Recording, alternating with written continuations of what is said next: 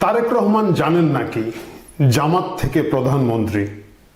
এরকম একটা স্লোগান যদি আগামী জাতীয় নির্বাচনের পরে দেশের বিভিন্ন আনাচে কানাচে থেকে দেয়া হয়, তাহলে আমি জানি না আমার দর্শক আপনারা কতটুকু আশ্চর্য হবেন। আমি খুব একটা আশ্চর্য হব না, কারণ আমরা দেখতে পাচ্ছি ইদানিং দেশে যাই ঘটছে সেটা স্লোগান দিয়ে তারেক রহমানকে জানিয়ে দেওয়াটা একটা ফ্যাশন হয়ে দাঁড়িয়েছে। এই ফ্যাশন চালু করেছে বিএনপি নিজেরা। তারা প্রথমেই বলেছিল যে তারেক রহমান জানেন নাকি জুলাইয়ে বিপ্লবের আপনি নয়নমণি বা কিছু একটা, আমাদের বিএনপির নয়নমণি যিনি ছিলেন নয়ন, তিনি এই স্লোগানটা প্রথমে দিয়েছিলেন।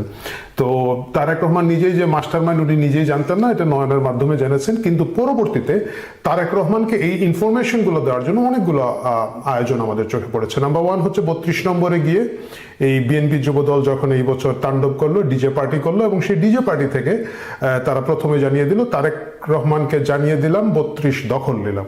গুড। তারপরে ডাকসু নির্বাচন আসলো। ডাকসু নির্বাচনের শেষে ডাকসু যারা আছে ছাত্র শিবির সমর্থিত প্যানেল জেতার পরে ছাত্র শিবিরের পক্ষ থেকে বলা হলো তারেক রহমান জানেন নাকি সাদিক কাইয়ুম ডাকসু ভিপি। ধারাবাহিকতা এখনো ঠিকই আছে। ডাকসুতে যখন জিতলো, আমি দেখলাম যে এই ফেসবুকে জিতুর সমর্থকরা, যারা জিতু একজন স্বতন্ত্র প্রার্থী হিসেবে জিতেছেন, তো তার সমর্থকরা এখান থেকে বলছেন যে তারেক রহমান জানেন নাকি জিতু ভাই ডাকসু ভিপি। সুতরাং তারেক রহমান যতদিন দেশে আসবেন না, তাকে জানানোর জন্য স্লোগানের মাধ্যমে সোশ্যাল মিডিয়ায় এই কাহিনীগুলো চলতেই থাকবে। ডাকসু পর্যন্ত ঠিক ছিল, কিন্তু জাতীয় নির্বাচনে যদি একই ঘটনা ঘটে থাকে, তাহলে আমি জানি যে আমার অনেক দর্শক বলবেন কি বলেন ভাই, জামাত জিতবে নাকি? 6% ভোট, 7% ভোটের মালিক এরা আবার কই থেকে জিতবে? এই আত্মবিশ্বাসটা গত কিছুদিন আগে আমার ধারণা সকলেরই ছিল। কিন্তু রাজনীতির গতি খুব দ্রুত পরিবর্তনশীল, এবং এই নতুন পরিবর্তনশীল অবস্থায় ঠিক একই ধারণা আপনাদের থাকা উচিত কিনা না, আমার কাছে মনে হয় একটু চিন্তা করার বিষয় আছে। ধরেন গত 24 জুলাই মাস, তাই না? জুলাইয়ের 5 তারিখে কেউ কি ভেবেছিল বাংলাদেশের যে আগস্টের 5 তারিখে আওয়ামী লীগ সরকার আর ক্ষমতায় থাকবে না? পরিবর্তনশীল রাজনীতিতে তখন যদি জুলাইয়ের 5 তারিখে কেউ এই কথা বলতো, সেটা বিশ্বাস করা যেত না। তো আজকে সেপ্টেম্বর মাসে এসে দাঁড়িয়ে যদি আমরা এই কথা বলি, যদিও ডাকসু সহ অনেকগুলো ইন্ডিকেশন আছে, তারপরেও আমার ধারণা বিএনপির অনেক সমর্থক আমাকে কমেন্ট বক্সে গালি দিবেন। আমি সেই গালিগুলো সাদরে গ্রহণ করব। ভিন্নমতকে অবশ্যই সম্মান করি, কিন্তু এই আশঙ্কাটা উড়িয়ে দেওয়ার পর্যায়ে নেই। চলুন আজকে আমরা এই জিনিসগুলো নিয়ে একটু আলাপ করে দেখি। প্রথম কথা হচ্ছে, বিএনপি বাই ডিফল্ট ধরে নিয়েছে যেহেতু আওয়ামী লীগ খেলায় নাই, আওয়ামী লীগ নির্বাচনে আসবে না বা আসতে দেওয়া হবে না। উভয় ক্ষেত্রেই তাহলে কি হচ্ছে যে দুই ভাইয়ের সম্পত্তি ছিল, এই যে কি বলে দেশটা তোমার বাপের নাকি, তো এই দেশটা তো দুই ভাইয়ের বাপ ছিল, এখন আওয়ামী লীগ নাই, তাহলে আরেক ভাই আছে, তারাই তো আসবে। এই যে বাই ডিফল্ট কোনো কিছু না করে নিজেকে ভেবে নেওয়া যে তাহলে তো আমরাই আসব, এই আচরণ বিএনপিকে গত 1 বছর উগ্র করেছে। গত 1 বছর তাদের বডি ল্যাঙ্গুয়েজ এবং অন্যান্য জিনিস দেখে মনে হচ্ছিল তারা ক্ষমতায় চলেই এসেছে। আমি জানি না ডাকসু নির্বাচনের এই বিপর্যয়ের পরে বা গোটা বাংলাদেশের ফিডব্যাক পাওয়ার পরে বিএনপি আবার নতুন করে ভাবছেন কিনা। যদি না ভেবে থাকেন তাহলে ভুল করছেন। নাম্বার ওয়ান, ধরেন নির্বাচনে আওয়ামী লীগ আসলো না, তাহলে নির্বাচনে জামাত এনসিপি মিলে একটা জোট করলো, বিএনপি এককভাবে নির্বাচন করতে পারে, বা হয়তো তারাও একটা ছোটখাটো জোট করবে। বিএনপিকে কেন ভোট দিতে হবে? এইটা হচ্ছে ইউনিক সেলিং প্রপোজিশন, যেটা মার্কেটিংয়ে বলা হয়। আপনি যদি সেটা চিন্তা করেন যে এক লাইনে বলেন কেন বিএনপিকে ভোট দিতে হবে, মানুষ কি বিএনপিকে ভোট দেওয়ার জন্য আগ্রহী, উৎসাহী, উদ্গ্রীব? আমার তা মনে হয় না। আপনি যদি বলেন যেহেতু আওয়ামী লীগ নাই এবং যেহেতু জামাতকে আটকাতে হবে সুতরাং বিএনপিকে দিতে হবে, হ্যাঁ আপনি বলতে পারেন। কিন্তু জামাতকেই আটকাতে হবে এবং বিএনপিকেই দিতে হবে, বাংলাদেশের রাজনীতি এখন এই মুহূর্তে সেই জায়গায় নাই। জামাত সেই জায়গাটাকে ধীরে ধীরে গুছিয়ে আনছে, তাদের একটা লং টার্ম প্ল্যান থেকে তারা আজকে এই জায়গায় এসেছে। কিভাবে এসেছে আমি আপনাদেরকে একটা ছোট্ট উদাহরণ দিই। সরি, মাফ করবেন। ধরেন ডাকসুতে যখন শিবির জিতলো, আমাদের একটা অ্যাজাম্পশন ছিল আগে থেকে যে শিবির তার আগের চরিত্রে আছে, এদেরকে কোনোভাবেই কোনো বিশ্ববিদ্যালয় ক্যাম্পাসে জায়গা দেওয়া ঠিক হবে না। কারণ হচ্ছে তারা বিদ্বেষী, তারা নৃশংস, তারা মারবে, খুন করবে, এই করবে, সেই করবে, এবং নারীদের উপরে তারা নির্যাতন করবে, নারীদের পোশাক নিয়ে সমস্যা করবে, লিবারেল স্পেস নিয়ে সমস্যা করবে। ডাকসু নির্বাচনে কি তাই হচ্ছে? তা কিন্তু হচ্ছে না। ডাকসু নির্বাচনের পরে শিবির যে কাজটা করছে এটা খুব খেয়াল করে দেখবেন। শিবির জামাতকে ভোট না দেওয়ার যেসব কারণ জনমনে আছে সেইগুলোকে নিউট্রালাইজ করার একটা চেষ্টা করছে। গোটা বাংলাদেশে জামাত সেটা করছে। কিভাবে করছে? প্রথমে হচ্ছে এরা মুক্তিযুদ্ধের বিপক্ষ শক্তি। শিবির তার মতো করে একটা মুক্তিযুদ্ধের ভার্সন তৈরি করছে। তারা কিন্তু রায়ের বাজার বৌদ্ধভূমিতে গিয়েছে এবং সেখানে গিয়ে দোয়া করেছে মুক্তিযুদ্ধের শহীদদের প্রতি, যদিও এদেরকে তাদেরই পূর্বপুরুষ, শিবিরের পূর্বপুরুষরাই হত্যা করেছে, সেটা একটা আলাদা কৌতুক, সেখানে মানে পলিটিক্যাল জোক তারা করেছে, সেখানে আমি যাচ্ছি না, কিন্তু একটা সিগন্যাল দিচ্ছে। দ্বিতীয় হচ্ছে যে লিবারেল কাহিনীটা, লিবারেল কাহিনীতে শিবির খুব ভালো সিগন্যাল দিচ্ছে। প্রথমে দেখেন তারা ঝুমা বলে একজনকে প্রার্থী করেছে, ঝুমাকে মুক্তিযুদ্ধ বিষয়ক প্রার্থী। এটা আবার শিবিরের ঠিক নিজের লোক না, কারণ তাদের ওইখানে হয়তো মুক্তিযুদ্ধ করার মতো লোক নেই, মানে মুক্তিযুদ্ধ অন করার মতো কেউ নাই, সেটা হতে পারে। ঝুমাকে কেন নির্বাচিত করেছে? আপনি দেখবেন যে ঝুমাকে দিয়ে তারা একটা সিগন্যাল দিচ্ছে যে আমরা লিবারেলদেরকে স্পেস দিতে চাই। ঝুমা কিন্তু ধরেন হিজাব করেন না। ছাত্রী সংস্থায় মানে শিবিরের যে অঙ্গ সংগঠন আছে তাদের কিন্তু প্রচুর নারী আছেন, তারা এইসব পদে ভালো করতে পারবেন, মেধাবী, তারা কিন্তু পুরো হিজাব, কিন্তু শিবির ওই হিজাবের ক্যান্ডিডেট আনে নাই। তারা একজন ক্যান্ডিডেটকে নিয়ে এসেছে, নারী ক্যান্ডিডেট, যিনি সাধারণ বাঙালি ঘরের মেয়েদের মতো চেহারা, পোশাক আশাক নর্মাল সালোয়ার কামিজ পরেন, তিনি খুব হিজাবও করেন না, আবার খুব উগ্র পোশাকও পরেন না, আমাদের পাশের বাড়ির ঘরের যে মেয়েটা যেভাবে থাকে। এবং ঝুমাকে নিয়ে কিন্তু কন্টিনিউয়াস তারা প্রচারণাগুলো করে গেছেন, অনেক বেশি হাইলাইট করে রেখেছেন। তাদের নারী প্রার্থী বাকি যারা আছেন হিজাব করেন, তাদেরকে নিয়ে আপনি এত প্রেস কনফারেন্স বা এত ভিজিবিলিটি দেখবেন না। এটা দিয়ে তারা বোঝাচ্ছেন যে আপনারা যে পোশাক নিয়ে করেন না কেন, আমরা শিবির এটা নিয়ে কোনো ধরনের ডিস্টার্ব করব না। এবং নির্বাচন জেতার পরে দেখেন সেই মুক্তিযুদ্ধ সম্পাদক প্রার্থীকে কিন্তু তারা রায়ের বাজারে নিয়ে যান নাই, কারণ তারা জানেন যে কতটুকু পর্যন্ত লিবারালদেরকে স্পেস দিতে হবে। গতকালকে আমি দেখলাম বাউল শাহ আব্দুল করিম উৎসব হয়েছে টিএসসিতে, গতকালকে বা গত পরশু দিনে এখানে বাউল শাহ আব্দুল করিমের গান গাওয়া হচ্ছে, খুব লিবারাল স্পেস। শিবির কি ওইখানে গিয়ে গানে বাগড়া দিয়েছে? তারা কিন্তু বাগড়া দেয় নাই। সাধারণত কি হতো, সাধারণত আমাদের পলিটিক্যাল কালচারে হচ্ছে গিয়ে পাঁচজন লোক গিয়ে বলবে আরে আমগো ভাই ভিপি হয়েছে, আমরা জিএস হয়েছি, আমাদেরকে ডাকলি না, আমরা প্রধান অতিথি করলি না, বক্তৃতা দিলাম না, দিলাম তোর প্রোগ্রাম বন্ধ করে, অথবা ডাকতে হবে, আমাদের বিপি ভাইকে ডাকতে হবে। শিবির পাত্তাই দেয় নাই, ধারে কাছেও যায় নাই, সুন্দরভাবে একটা প্রোগ্রাম হচ্ছে। শিবির ইজ গিভিং দিস সিগনাল, কারণ তারা ডাকসু এবং এই ক্যাম্পাসগুলোকে রাখতে চায়। আমরা যদি বলি যে অ্যাপার্টমেন্ট বিক্রির সময় দেখবেন কি করা হয়, একটা অ্যাপার্টমেন্ট খুব সুন্দর করে গুছিয়ে গাছিয়ে যারা ডেভেলপার আছেন তারা রাখেন, একটা অ্যাপার্টমেন্ট খুব ফিনিশ দেন। এটা হয়তো ধরেন 60 লাখ টাকা বা 1 কোটি টাকার অ্যাপার্টমেন্টে তারা কিন্তু 3 কোটি টাকার ইন্টেরিয়র করে, খুব টিপটপ দামি সোফা টোফা দিয়ে এত সুন্দর করে রাখেন, ক্লায়েন্টরা এটা দেখে বুঝে না হারে এইরকম একটা অ্যাপার্টমেন্ট তো আমারও হবে, এবং তিনি তখন অন্য একটা অ্যাপার্টমেন্ট কিনেন, যদিও তিনি আর পরে ওটাকে 3 কোটি টাকা দিয়ে ইন্টেরিয়রও করতে পারেন না এবং ওই পর্যায়ে যায় না। সেটা মার্কেটিং এর একটা কৌশল। শিবির এই সাজানো গোছানো অ্যাপার্টমেন্ট বানাচ্ছে ডাকসুকে, এখানের মধ্যে সে মুক্তিযুদ্ধকে তার মতো করে একটা ডিল করবে, ওই ডিল করে কিন্তু সে ঘুরে ফিরে আবার তার বয়ানে যাবে। আপনারা ভাইবেন না আবার ওরা যাবে না, ওরা কিন্তু ওইখানে তাদের গোলাম আজম নিজামীর জায়গায় ফেরত যাবে। একই সাথে একটা লিবারেল ভাব খেলবে, যেটা তারা এখন খেলছে। কিন্তু গোটা বাংলাদেশে তাহলে তো ভাই আর সমস্যা নাই, এরা তো লিবারেল স্পেস দিচ্ছেই। এরা তো আমি দেখলাম যে শিবিরের সাবেক ঢাকা বিশ্ববিদ্যালয়ের যে সভাপতি আছেন ভদ্রলোক, আমেরিকার প্রফেসর, এক্স্যাক্টলি নামটা মনে আসছে না, উনি বলছেন যে মেঘমল্লার বসু যাতে প্রাণ খুলে শিবিরকে গালি দিতে পারে, শিবিরের উচিত হবে ক্যাম্পাসের এই নিরাপত্তা নিশ্চিত করা। মেঘমল্লার বসুও মানে তাদের লোক বললে আবার ঠিক অনেকে গালাগালি করবেন তা না, বাট একটা স্পেস আছে আর কি, ভাই ব্রাদার টাইপের ব্যাপার আছে। তো ওই লিবারেল জায়গাটা তারা তৈরি করে দিলে আপনি বিএনপি তার বিরুদ্ধে গিয়ে ওই কৌশলে আর টিকতে পারবেন না। এখন টিকতে না পারলে আপনাকে আপনার রাজনীতি করতে হবে, আপনার রাজনীতি তার থেকে বেটার দেখিয়ে আপনাকে ভোট নিতে হবে। এখন শিবিরের বিএনপি একটা দফা আছে, আমার ধারণা এটা 31 দফা বা 32 দফা এরকম কিছু দফা আছে, এটা হচ্ছে তাদের কর্মসূচি। এই 32 দফায় কি আছে, গোটা আপনারা যারা দর্শক আছেন বিএনপির আপনার আশেপাশে 32 জন সমর্থককে জিজ্ঞেস করেন, ওই 32 সমর্থকের কেউ বলতে পারবে না ওই 32 দফার মধ্যে কি আছে। এইটা হচ্ছে বিএনপির স্ট্র্যাটেজিক্যালি তাদের যে প্রচারণা, তাদের সেগমেন্ট করা, তাদেরকে ভোটারদেরকে শিক্ষিত করা বা সচেতন করার যে প্রোগ্রাম, এরকম কোনো প্রোগ্রাম নাই। এই 32 দফা বা 31 দফা, মাফ করবেন এত দফা মনে রাখতে পারি না ভাই। তো ওইটার দফার প্রথম দফাটা কি আপনারা জানেন? আপনার খুঁজে দেখতে পারেন। প্রথম দফা হচ্ছে বিএনপির যে তারা একটা ইনক্লুসিভ পরিবেশ তৈরি করবেন এবং কোনো ধরনের রাজনৈতিক প্রতিশোধ পরায়ণতার দিকে তারা হাঁটবেন না। এটা হচ্ছে 1 নম্বর দফা, মানে হচ্ছে বিএনপির টপ প্রায়োরিটি। তো সেই টপ প্রায়োরিটির বিএনপি 32 নম্বরে গিয়ে বলতেছে তারেক রহমান জানিয়ে দিলাম 32 দখল নিলাম। তো ও নিজেই নিজের 1 নম্বর দফাতে বিশ্বাস করে না, বাকি 31 দফা ভাই আমি আপনি পড়ে কোনো লাভ আছে? এই হচ্ছে অবস্থা। এই কারণে বিএনপি প্রথমে যেহেতু তারা একটা ভোটারদের কাছে কোনো নতুন কর্মসূচি নিয়ে আসতে পারছে না, আকর্ষণীয় কিছু নিয়ে আসতে পারছে না, বিএনপিকে ভোট দেওয়ার জন্য জনগণ উদ্গ্রীব এবং আগ্রহী হবেন না। মানে এখন বাই ডিফল্ট আওয়ামী লীগ নাই, ঠিক আছে বিএনপিরে দিলাম, সেটা এক কথা, কিন্তু উৎসাহ আগ্রহের জায়গাটা আমি অন্তত পক্ষে স্পেসে মানে পাবলিক স্পেয়ারে দেখতে পাচ্ছি না। নাম্বার 2 হচ্ছে চাঁদাবাজি, মামলাবাজি, মানে কি বলবো ভাই, এটা আসলে এটা চূড়ান্ত অবস্থায় গিয়ে পৌঁছেছে মফস্বলগুলোকে তৃণমূলের মধ্যে। এইটাকে আপনি মানে বিএনপি তো এখন এমন একটা অবস্থা, আমার ধরনের ডেইলি সকালে উঠে 2-5 জন করে বহিষ্কার করে, মানে ওদের একটা কেন্দ্রীয় বহিষ্কার সম্পাদক রাখা উচিত তাদের কেন্দ্রীয় কমিটিতে।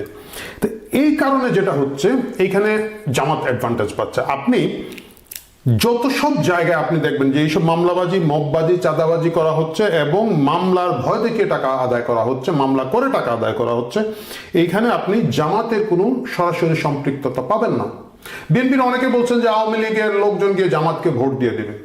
এইটা যদি সত্যি হয়ে থাকে এটা হবে আপনাদের দোষে, কারণ আপনারা তথাকথিত দোসর চিহ্নিতের নামে গোটা বাংলাদেশে যে ত্রাসের রাজত্ব তৈরি করেছেন। আমি একটা ছোট্ট উদাহরণ দিই, সিলেটের ঘটনা, আমি নাম বলবো না, অনেকেই হয়তো জানবেন যারা সিলেটের দর্শক দেখছেন। একজন স্থানীয় আওয়ামী লীগ নেতা ছিলেন, তিনি দীর্ঘদিন ধরে রাজনীতিতে নাই, ক্যান্সার আক্রান্ত, কেমো চলছে, উনি খুব সম্ভবত স্টেজ 3 অথবা 4-এ আছেন আমি যতটুকু জানি, এবং উনি খুবই মানে দীর্ঘদিন ধরে আওয়ামী লীগের সাথে ওইভাবে সম্পৃক্ত না, কোনো এক সময় উনি ইউনিয়নের সভাপতি ছিলেন। তার বিরুদ্ধে 3টা মামলা করেছে।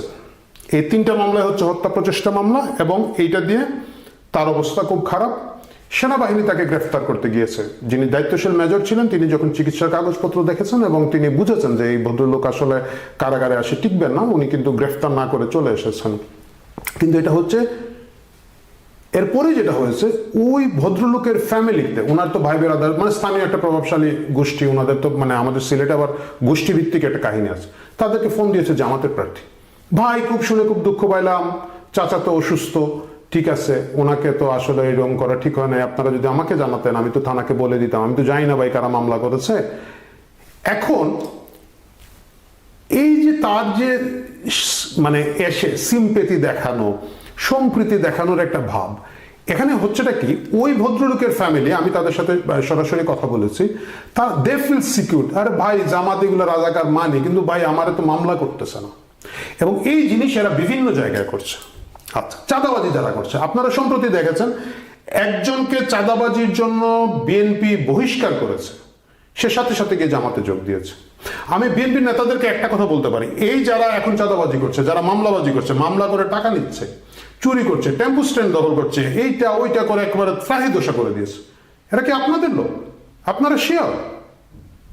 ছাত্রলীগ কিন্তু এই কাজ করে ধরা খেয়েছিল। ছাত্রলীগের মানে সেদিন আমার সাথে এক সাবেক ছাত্রলীগ নেতার কথা হলো, ভাই ওই ক্যাম্পাসে কিন্তু ওই গণরুম, গ্যাস রুম এগুলো আমরা করি নাই, শিবিরের পোলাপানে নির্যাতন করে আমাদের উপরে ইমেজ খারাপ করে এখন ওরা দেখেন ওরা প্রকাশ্যে শিবির করতেছে, আমরা যেতে পারতেছি না হলে।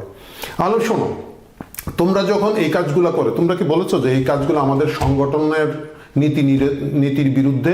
তখন তো সেটা বলো নাই, তোমরা তো তখন হাততালি দিয়েছো, আমাদের শক্তি আমাদের মাসল, ওরা এসে করে গিয়েছে। এখন বিএনপিতে যারা চাঁদাবাজি করছে, মামলাবাজি করছে, আমার বিএনপির প্রার্থীরা খুবই খুশি, আর আমগো লোকজন তো করতেছে। নির্বাচন আসো, এই বদনামের পুরা দায়ভার আপনাদের ঘাড়ে রেখে গুপ্ত থেকে কত লোক যে সুপ্ততে চলে যাবে আর কত লোক যে একবারে প্রস্ফুটিত হয়ে যাবে সেটা সময় মতো বুঝবেন। যাই হোক, সেটা আপনাদের ব্যাপার, আপনারা আপনাদের মতো বুঝেন। কতজন আপনাদের নিজেদের চাঁদাবাজ আর কতজন আপনাদের এখানে হায়ারে চাঁদাবাজ আছে, এই ঘটনা কিন্তু অনেকগুলো ঘটেছে। আমি দেখলাম আরেকটা পত্রিকায় দিয়েছে যে জামাতের এক নেতা সরকারি জায়গা দখল করেছে, খালেদা জিয়ার ছবি সাইনবোর্ডে লাগিয়ে রেখেছে। এই জিনিসগুলো আপনাদের খেয়াল রাখতে হবে। এটা হচ্ছে 2 নম্বর। 3 নম্বর হচ্ছে বিএনপি খুবই ট্র্যাডিশনাল একটা উদ্ভট পলিটিক্সের ভিতর দিয়ে যাচ্ছে। সেই পলিটিক্সটা হচ্ছে কি, মোটরসাইকেল শোডাউন।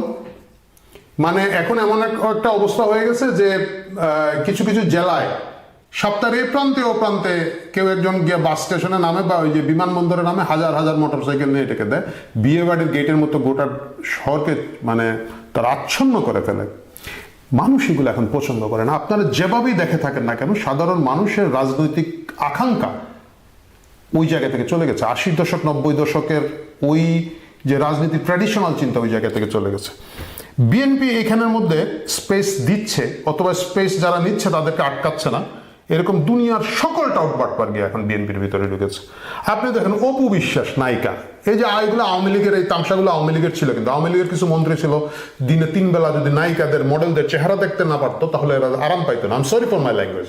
আমি অনেক ঘটনা, অনেক খবর যারা ঢাকা শহরে ছিলেন তারা জানেন, কিন্তু মানে একেবারে ট্র্যাডিশনাল সচিবালয়ের তদবিরবাজ মহিলাগুলোকে নিয়ে এরা ঘুরতো। এই কাহিনী কিন্তু বিএনপি শুরু হয়ে গেছে। নায়িকা অপু বিশ্বাস 6 মাস আগে আওয়ামী লীগের নমিনেশন আছে, দেখলাম বিএনপি কোন প্রোগ্রামে গিয়েছে। ওয়াই? তোমাদের লোকের এত অভাব পায়? আচ্ছা, আরেকজন আছে দেখলাম জেকেজি করে একটা প্রতিষ্ঠান করেছিল, করে যখন কোভিডের সময় আওয়ামী লীগের সাইনবোর্ডে আওয়ামী লীগের যে থেকে টিকা নিয়েছিল লোকজনের পরীক্ষা করবে, সেই পরীক্ষা না করে পুরো টাকাটা মেরে দিয়েছে, হাজার হাজার মানুষের জীবনকে সংসার মুখে ফেলে দিয়েছিল। সেই ডাক্তার সাবরিনা গিয়ে দেখি জিয়াউর রহমানের কবর জিয়ারত করছে এবং বলছে যে আমার গোষ্ঠী সবাই বিএনপি, আমার দাদি বিএনপির এমপি ছিল, চাচা বিএনপির এমপি ছিল, কে কে যেন ছিল, এবং সেও এখন বিএনপির এমপি হতে চায়। আমি দেখি নাই যে বিএনপির খুব সিনিয়র লেভেল থেকে এইগুলাকে কড়া বার্তা দেওয়া হয়েছে যে উই ডোন্ট ওয়ান্ট ইউ, তোমাদেরকে আমাদের দরকার নাই। এই কাহিনী কিন্তু তারা বলছে না। তাহলে দেখা যাচ্ছে যে তারা সেই ট্র্যাডিশনাল ধান্দাবাজ 2 নম্বরের লোকজনকে নিয়ে আজকের রাজনীতিতে 2025, 26, 27, 28-এর যে প্রোগ্রেসিভ রাজনৈতিক স্কেপ পরিবর্তনের পরিবর্তনশীল একটা যে পরিবেশ, গণ আকাঙ্ক্ষা যে সরে গেছে ট্র্যাডিশনাল রাজনীতি থেকে, এই জায়গায় তারা এসেছে। এটা হচ্ছে তাদের 3 নম্বর একটা সমস্যা তৈরি হচ্ছে। 4 নম্বর যে সমস্যাটা তাদের তৈরি হয়েছে বিএনপির, আমি মনে করি এটা একটা ডিজাস্টারের সমস্যা। তারা কোথাও একটা প্রার্থী ডিক্লেয়ার দিতে পারে নাই, মানে কোন আসনে কে নির্বাচন করবে। এইখানে জামাত খুব সংঘবদ্ধভাবে তারা তাদের প্রার্থী ঘোষণা দিয়েছেন। এতে কি হচ্ছে আমি আপনাকে বলি, বাংলাদেশের গ্রামাঞ্চলে বা মানে একেবারেই শহরগুলো মহানগরগুলো ছাড়া বাকিগুলোতে এক ধরনের সামাজিক বন্ধন আছে। মানুষ ধরেন থানায় যেতে চায়, সে কিন্তু সরাসরি থানায় যায় না, সে লোকাল সরকারি দলের নেতাকে গিয়ে বলে ভাই আমি একটু থানায় যাবো, ওসি সাহেবকে বলে দেন, ভাই আমি একটু উপজেলা যাবো, মৎস্য অফিসার একটা ফোন দেন না, ভাই আমার তো ওই মাছের খামারের এই সর্বনাশ হচ্ছে। পাবলিক প্রথমে পলিটিক্যাল নেতাদের সাথে কানেক্ট করে, যে জিনিসটা ধরেন গত 16 বছর আওয়ামী লীগের সাথে কানেক্ট করেছে, এখন আওয়ামী লীগ নাই, তাদের নেতারা স্থানীয়ভাবে নাই, পাবলিক কোথায় যাবে? জামাত এখন সরকারের একটা স্টেক, সরকারের একটা অংশ হিসাবে তারা সিগন্যাল দিচ্ছে, আমরা বিশ্বাস করি যে তারাই সরকার চালাচ্ছে। এখন জামাত তার 300 আসনের প্রার্থী মোটামুটি ঘোষণা করে ফেলেছে। এখন রাশ্মিকা মান্দাকারের ভক্ত কুষ্টিয়া 3 আসনের কি যেন ওয়াজিয়ান, যাই হোক উনি যে ওইখানকার এমপি প্রার্থী, এটা কিন্তু ওই এলাকার লোক জানে। একই অবস্থা ম্যাক্সিমাম প্রায় সকল আসনে আমার ধারণা ওরা প্রকাশ্যে ঘোষণা দিয়ে দিয়েছে। বিএনপি সেটা দিতে পারে নাই। এখন সাধারণ মানুষ কানেক্ট করছে জামাতের সাথে, এবং জামাত ওই যে একটু আগে একটা ঘটনা বললাম, জামাত তাদেরকে খুবই হ্যাঁ ভাই দেখে দিচ্ছে, এটা করছে, এবং এটা সত্যি কথা, এইটা তাদের প্রাইজ অন দ্য আইস, মানে মনে করেন যে তারা ওই আশায় যে জাতীয় নির্বাচনের আশায় এদেরকে খুব ভালো একটা পাবলিক সার্ভিস দিচ্ছে। বিএনপি দিতে পারছে না, কারণ বিএনপির 5 জন প্রার্থী সব আসনে, কম করে হলো 5 জন, আর এর মধ্যে 3 জন হচ্ছে এরা দুনিয়ার কোথাও ছিল না, হঠাৎ করে আসছে, কারণ ওরা জানে এখন বিএনপি পাওয়ারে চলে আসতে পারবে, এরা এসে টাকা পয়সা ঢালছে, এলাকায় কিছু নতুন করে টাউটবাটপার তৈরি করছে, এবং বিএনপির প্রতি আসনে ধরেন গড়ে 2 জন করে তেগি নেতা আছে, তো ওই 2 জন ভার্সাস এই 3 জন এখন ফাইট হচ্ছে। ফাইট হওয়ার কারণে এরাই এদের বদনাম করে বেড়াচ্ছে, মানে এদেরই এক প্রার্থীর হয়তো একটা ছোট দোষ আছে, আরো 3 জন বলছে আরে উনি বিএনপি থেকে পাবেন, আপনি জানেন উনি তো পাথর বহাল খায়। আমি নিজে আমার এলাকার যে খোঁজ খবর জানি, বৃহত্তর সিলেটের, আমি বললাম আরে ও তো পাথর তো সাদা পাথর সবই তো চুরি করছে অমুক নেতা, ওই নেতা হয়তো এই পাথরের সাথে ছিলই না, কিন্তু তারাই তাদের মধ্যে কামড়াকামড়ি করছে। এইটা বিএনপির জন্য একটা বিশাল সমস্যা তৈরি করছে, কারণ জনগণের সাথে কোন প্রার্থী কানেক্ট করতে পারছে না, এবং কোন প্রার্থী যেহেতু নিশ্চিত না সে প্রার্থী হবে কিনা না, সে ওই পরিমাণে এফোর্টও দিতে পারছে না, সে তার দলের অন্যদেরকে কিলানোতে ব্যস্ত আছে, জনগণের সাথে তার কোনো সম্পৃক্ততা নাই। আচ্ছা, এইগুলো 4 নম্বর কারণ, যে কারণে বিএনপি এই মুহূর্তে ঝুঁকির মুখে আছেন বলে আমার ধারণা। 5 নম্বর একটা কারণ আমি আপনাদেরকে বলবো, বিএনপির বিরুদ্ধে যে প্রচারগুলো হচ্ছে খুব অর্গানাইজ প্রচার হচ্ছে। এই যে আমি বারবার টেম্পু স্ট্যান্ডের কথা বলছি, আমাকে যদি আপনি স্পেসিফিক জিজ্ঞেস করেন কোন টেম্পু স্ট্যান্ড বিএনপি দখল করেছে, আমি এটা বলতে পারবো না, কিন্তু টেম্পু স্ট্যান্ড দখলকারী হিসেবে বিএনপির উপর একটা সিল ছাপ্পড় বিএনপির যারা প্রতিদ্বন্দ্বী আছেন তারা মেরে দিয়েছেন, এবং এটা বাজারে খুব জনপ্রিয় হয়েছে। আপনি আরো অনেকগুলো কাহিনী দেখবেন, আপনি দেখবেন এখন একটা স্লোগান তৈরি হয়েছে, বিএনপিকে জিয়াউর রহমানের বিএনপিতে ফিরতে হবে, জিয়াউর রহমানকে বিএনপিকে খালেদা জিয়ার বিএনপিতে ফিরতে হবে। এর মানে হচ্ছে তারেক রহমানের লিডারশিপ যে ঠিক নাই, এই এক ধরনের ক্যাম্পেইন তৈরি হয়েছে যে এরা দিয়ে হবে না, এটা আসলে সেই বিএনপি না, সেটা জিয়াউর রহমানের বিএনপি না বা খালেদা জিয়ার বিএনপি না। আমি ব্যক্তিগতভাবে মনে করি বিএনপি এটাকে কোনোভাবে ডিল করছে না, ডিল করতে পারছে না। কিন্তু আপনি যদি আদৌ দেখে থাকেন, আসলে খালেদা জিয়ার বিএনপির সাথে তারেক রহমানের বিএনপির কোনো মৌলিক তফাৎ আমি দেখি না। ওদের স্বভাব চরিত্র, খাসলত, অপারেটিং সবই আগের মতোই আছে, কিন্তু একটা নতুন স্লোগান দেওয়া হচ্ছে এবং এর মাধ্যমে তারেক রহমান যে গুরুত্বপূর্ণ নেতা না, যোগ্য নেতা না, এই জিনিসটা কিন্তু ধীরে ধীরে জনগণের কাছে প্রতিষ্ঠা করা হচ্ছে এবং ফিরিয়ে আনা হচ্ছে তারেক রহমানের নামে সেই খাম্বা, সেই 10%-এর যে কাহিনীগুলো আগে হয়েছিল, আমি জানি না এখন ভবিষ্যতে হবে কিনা না, সেই ক্যাম্পেইনগুলো কিন্তু ধীরে ধীরে বাতাস পাচ্ছে।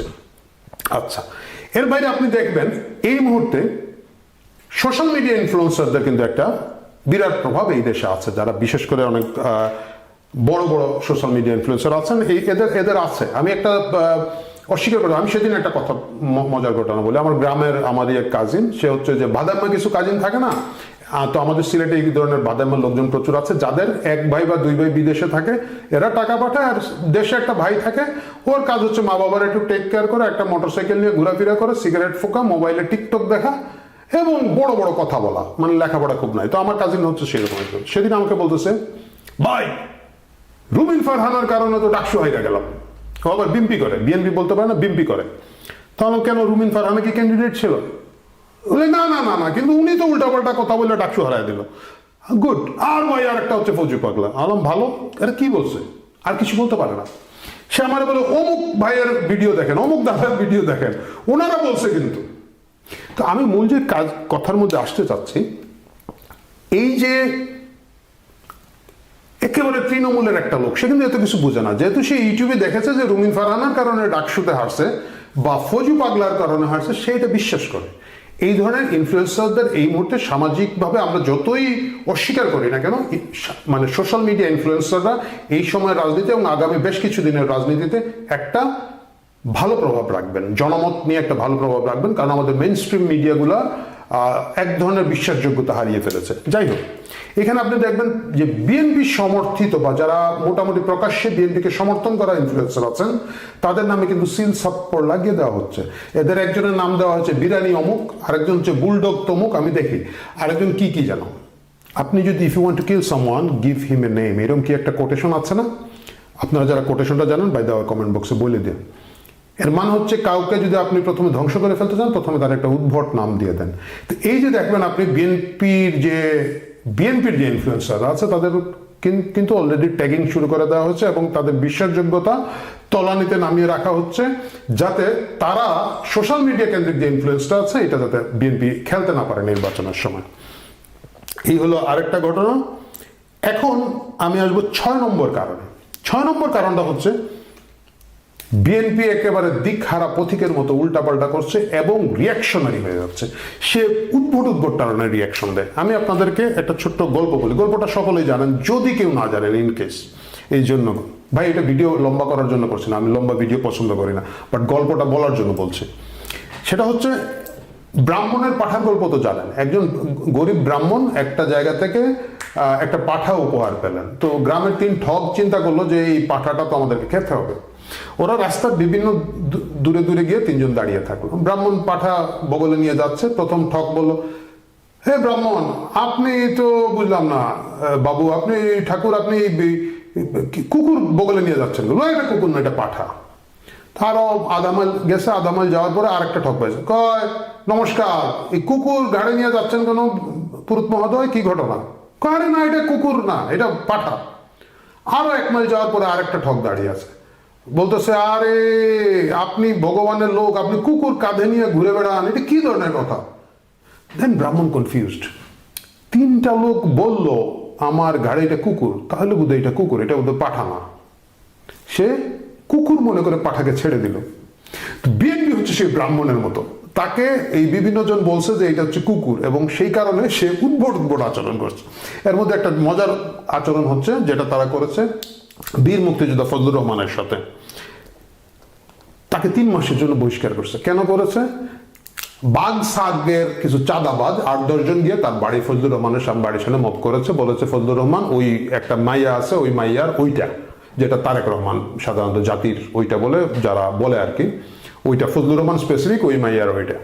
তো ওইটা বলার পরে বিএনপি ফজলুর রহমানের প্রথমে একটা শোকজ করেছে, গুড, তারপরে বের করে দিয়েছে। এবং বিএনপির বেয়াদব ছাত্র দলের ছেলে ওই যে হামিদ জিএস, সে গিয়ে তার দলের নেতা কিন্তু ফজু পাগলা বলে টেলিভিশনে বক্তৃতা দিয়ে আসছে। বিএনপি এটাকে অন করেছে। বিএনপি একটা সিনিয়র মুক্তিযোদ্ধা যিনি স্পোক পারসন, যার একটা ইমেজ আছে, যদি ফজলুর রহমান ভুল বলে থাকেন, you could just give a call যে ফজলু ভাই আপনি যে কথাবার্তা বলতেছেন এগুলো পার্টির সাথে যায় না, ঠান্ডা থাকেন, চুপ থাকেন, দরকার হলে গিয়ে 15 দিন বিদেশে ঘুরে আসেন, মাথা ঠান্ডা করেন, বললেন না। কিন্তু ফজলুর রহমানকে প্রকাশ্যে জনগণের সামনে লাঞ্ছিত করার একটা উদগ্র বাসনা থেকে বিএনপি তাকে 3 মাসের জন্য নোটিশ দেওয়া, এই দেওয়া সেই দেওয়া, তার বাড়ির সামনে মবের মধ্যে, আমি জানি না মোটিভেট করতে পারে করছে কি, অর্জন করেছে কি করেছে আমি জানি না। চট্টগ্রাম বিশ্ববিদ্যালয় দেখেন, চট্টগ্রাম বিশ্ববিদ্যালয়ের সাথে জোবরা গ্রামবাসীর মারামারি হচ্ছে। আপনাকে তো রাজনীতির বেসিক বুঝতে হবে। বিএনপির ওইখানকে যিনি 30 বছর ধরে করছেন, কি যেন ভদ্রলোকের নাম, উনি ওইখানে গিয়ে জোবরা গ্রামে থাকেন, জোবরা গ্রামবাসীকে নিয়ে তার নির্বাচন করতে হবে, তার সাপোর্টের জায়গা, উনি ওইখানে গিয়ে চট্টগ্রাম বিশ্ববিদ্যালয়ের বিরুদ্ধে বক্তৃতা দিয়েছেন। স্থানীয়ভাবে কোনো রাজনৈতিক নেতার প্রথম দায়িত্ব তার এলাকার পক্ষে দাঁড়ানো, প্রথম দায়িত্ব। ভুল ত্রুটি সেটা সে পরে আলাপ করবে, কিন্তু এলাকাবাসীর বিপক্ষে প্রথম দিনে যদি চলে যায়, ওই মোমেন্টাম যদি সে লস করে, তাহলে কিন্তু সে আর পরবর্তীতে ওই এলাকায় রাজনীতি করতে পারবে না। যে লোক তার নিজের রাজনৈতিক এলাকা নিয়ে রাজনীতি করতে পারে না, সে কিসের নেতা? উনি গিয়ে কিন্তু জোবরা গ্রামবাসীর পক্ষে একটা বক্তৃতা দিয়েছে। বিএনপি কি করতে পারত? আচ্ছা 15 দিনের স্থগিত বা কিছু একটা টেনে টেনশনটা কমানোর সুযোগ, বহিষ্কার। এখন জোবরা গ্রামবাসী থেকে যদি বিএনপির ওই নেতারা বহিষ্কার করে, জোবরা গ্রামের ভোট বিএনপি পাবে, আর চট্টগ্রাম বিশ্ববিদ্যালয়ের ভোট কি বিএনপি পাবে? দেখবো না, এবার চাকসু নির্বাচনে দেখবো না। সো বিএনপি ডাজন্ট নো যে তার কার পক্ষে দাঁড়াইতে হবে, কার পক্ষে দাঁড়াইতে হবে না। তাকে বারবার বলা হচ্ছে তোমার বগলের মধ্যে এটা হচ্ছে একটা কুকুর, সে পাঠা ছেড়ে দিচ্ছে। এই পাঠা ছেড়ে দেওয়ার রাজনীতিতে বিএনপি আছে। ভিডিওটা অনেক লম্বা হয়ে যাচ্ছে, আমি জানি না ইদানিং কেন যেন বুড়া হচ্ছে ভাই, কথাবার্তা বেড়ে যাচ্ছে। যাই হোক, 7 নম্বর কারণ বলে তাহলে শেষ করি। 7 নম্বর কারণ হচ্ছে তারেক রহমান সাহেব লন্ডনে বসে বাসে চড়ার ছবি দেখিয়ে রাজনীতি করতে পারবেন না। উনি গত 1 বছর ধরে যাইতে পারবেন না বাংলাদেশে। এইটা যখন উনি যত যাইতে পারবেন না, প্রথম আচ্ছা ঠিক আছে মামলা আছে, জীবনের ঝুঁকি আছে, এটা আছে ওইটা আছে, প্রথম 3 মাস 6 মাস জনগণ মেনে নিয়েছে। আপনি যখন 1 বছরের পরেও দেশে যেতে পারলেন না, এতে হচ্ছে কি, প্রথম হচ্ছে এই কোঅর্ডিনেশন গুলো হচ্ছে না, দ্বিতীয় হচ্ছে ধরেন প্রশাসনের লোকজন বা অন্যরা এখন আর আপনাদেরকে পাত্তা দেয় না, তারা অনেক বেশি জামাতের সাথে চলে যাচ্ছে। প্রথমে কিন্তু খুব বিএনপি ভাবে ছিল, এবং আপনি নিজে যে একজন সাহসী নেতা না, এটা প্রমাণিত হচ্ছে। অনেকে বলবেন যে যদি যায়, একটা পপুলার ওপিনিয়ন হচ্ছে সেনাবাহিনী তারেক রহমানকে পছন্দ করে না, যদি একটা ইন্টারিম কু হয়ে যায় বা কোনো ধরনের দুর্ঘটনা ঘটে যায়, তারেক রহমান দেশ থেকে বেরোতে পারবে না। আপনি রাজনীতি করলে আপনাকে সেই রিস্ক নিতে হবে একটা পর্যায়ে, এখন পর্যন্ত একটা পর্যায়ে নিতে হবে। এইভাবে ভাবলে মানে তারেক রহমানের রাজনীতি কিসের উপর দাঁড়িয়ে আছে? জিয়াউর রহমানের উপর দাঁড়িয়ে আছে। তো জিয়াউর রহমান যদি ওই সময় একেবারে ইয়াং বয়সে উই রিভোল্ট বলতে পারে গোটা পাকিস্তান সেনাবাহিনীর বিরুদ্ধে, ওইটা বলেই তো জিয়াউর রহমান হয়েছে, তাই না? উনি যদি ভাবতো যে না, এখন নিরাপত্তার কারণে আমি কালুরঘাটে বক্তৃতা না দিয়া কালুরঘাটের একটা টেবিলের নিচে লুকায় বসে থাকি, 7-8 দিন যাক, হাওয়া বাতাস বুঝি, তারপরে আসবো, তাহলে জিয়াউর নাম থাকতো না ইতিহাসে, খালেদা জিয়ার নাম থাকতো না ইতিহাসে, যদি খালেদা জিয়া ওইভাবে চুপচাপ থাকতো। কিন্তু তারেক রহমান এই কাজ করছেন। আমি জানি না এটা তাকে কারাও উপদেশ দিয়ে থাকেন, তাদের রাজনীতি তারা বুঝবেন, তাদের ছাগল তারা মাথায় কাটুন, লেজে কাটুন, আমাদের কিছু না। কিন্তু এই 7টি কারণে আগামী নির্বাচনে বিএনপির ভরাডুবির আশঙ্কা এই মুহূর্তে আমি ফেলে দিতে পারছি না। প্রিয় দর্শক, আপনারা অনেকেই হয়তো বলবেন যে আরে ভাই এগুলো কি বলেন, খামখা সাবাবাজি করেন, জামাতের এইটা না ওইটা নেই। আপনাদের একটা কথা মনে রাখতে হবে, এই দেশের একটা বড় সংখ্যক ভোটার আগামী নির্বাচনে প্রথমবারের মতো ভোট দেবে, হিউজ, যাদের বয়স 30-35 পর্যন্ত। 2008-এর পরে অনেকেই কিন্তু আর নির্বাচনে ভোট দেওয়ার সুযোগ পায় নাই। 14 সালে আপনি 153 আসনে দেন, 18 সালের নির্বাচন নিয়ে তো কথা বলার দরকার নেই, 23-এ অনেকে যায় নাই। এই যে একটা বিরাট সংখ্যক ভোটার, এরা কোন দিকে সুইং করবে, কোন দিকে যাবে, এদের ভাবনা চিন্তা কি, এইটার উপরে খুব ইনডেপথ অ্যানালিসিস করার মতো ডেটা এই মুহূর্তে অ্যাভেলেবেল না। এরা যে কোন দিকে যেতে পারে, এদের কাছে রাজনীতি একটা সম্পূর্ণ নতুন ভিন্ন মাত্রা, ভিন্ন আঙ্গিকে ধরা দিতে পারে। আর সেটা যদি ধরা দেয় এবং সেই তাল আওয়ামী লীগ যেহেতু নাই, এই শূন্য জায়গায় যদি বিএনপি নিতে না পারে, হয়তো আগামী নির্বাচনের পরে এই স্লোগান খুব একটা অবাক হওয়ার মতো হবে না, তারেক রহমান জানেন নাকি জামাত থেকে প্রধানমন্ত্রী। প্রিয় দর্শক, ভালো থাকুন। আপনাদের মত দ্বিমত এবং গালাগালি সবকিছু মন্তব্য দিতে ভুলবেন না। আমি নিয়মিত পড়ি, নিয়মিত জবাব দেই না, কিছু কিছু ভয় লাগে আর কিছু কিছু সহমত হয়েই থাকেন। যদি সুযোগ হয়, সময় হয়, ভিডিওটা শেয়ার করবেন, অথবা এগুলো কি কি যেন বলতে হয়, ভিডিওটা শেয়ার করবেন, সাবস্ক্রাইব করবেন, লাইক থামস আপ দিবেন। এইগুলো যদি দেন আরো বেশি বেশি লোককে আমরা এঙ্গেজ করতে পারবো, বেশি বেশি লোক মিলে একসাথে কথা বলতে পারবো। ভালো থাকুন।